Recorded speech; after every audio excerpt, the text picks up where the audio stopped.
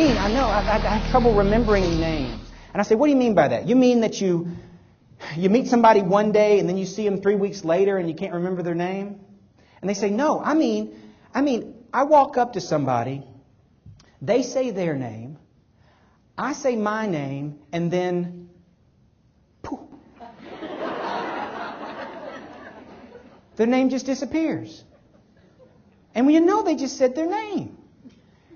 And in that situation, we really think that we actually have trouble remembering names, but I don't think that's true. I don't think we really heard the name in the first place. See, my goal is sincere. I want to deliver a solid first impression. Let's say it's on Leanne. I want to deliver a solid first impression.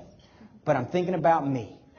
I'm thinking about my eye contact and my handshake and all this stuff, and I'm not catching the most important word in this conversation. Not the most important word to Leanne. Leanne already knows her name. I'm the one who needs Leanne's name.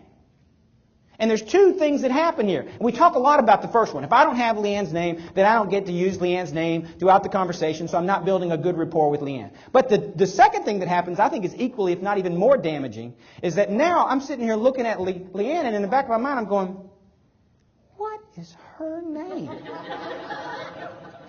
What's her name? Man, I'm stupid. What is wrong with me? Lelula.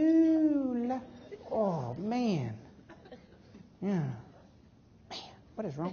But see, you don't get to go someplace else to have this little conversation with yourself. You're still right here. Yeah, trying to be interested, trying to be playing. In the back of my mind, what is that girl's name? See, it'd be much easier if it was a guy, you know. If it was a guy, guys we know, we got the dude. Hey, man. Dude. Yeah. And there's all sorts of things. We know all the little tricks we're supposed to do, you know. If we don't catch somebody's name, we know them. You're supposed to ask for their card. Look at, oh, hi, Leanne. Yes, good. Hi, yes. Or we can introduce them to somebody else. Hey, yeah, hold on a second. Come and meet this person. Yes. Y'all introduce yourselves. Say hi.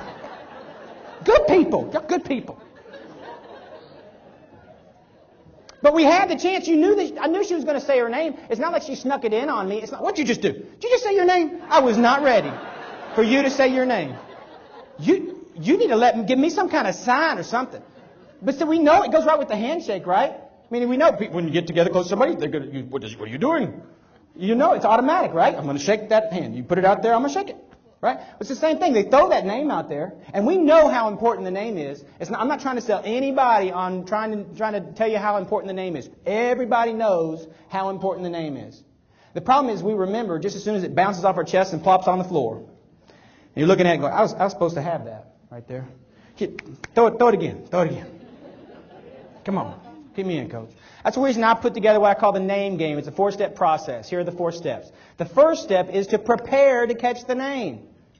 Prepare to catch the name. We need to be up there going, okay, no surprise, name's coming. What's the name?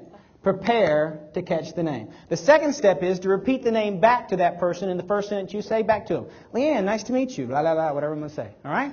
The third step is to repeat the name naturally throughout the conversation. Leanne. Leanne, Leanne, Leanne. Leanne. That's 2 syllables, isn't it? Leanne. I'm just Dean. That's just one. Leanne. Leanne.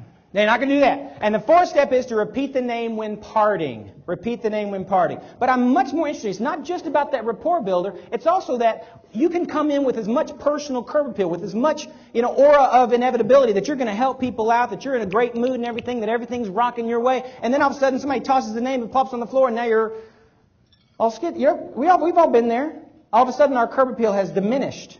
Now we're thinking, what is wrong with my noggin? I'm using less than 6% of this thing.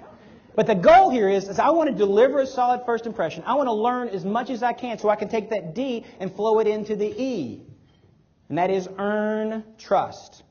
It's not about meeting someone. Or have you ever been told, somebody said, oh, you can trust me? Have you ever heard that one? You can trust me? Does that make you trust them? No. Right? Yeah. I don't know why girls laugh at that more than the guys. Well, we don't have time. She said, I can tell you why. I can sum up this whole thing. Went through the code, the C, the O, the D, and the E, create personal curb appeal, open face-to-face relationships, deliver solid first impressions, and earn trust. But I can sum it up in 2 words.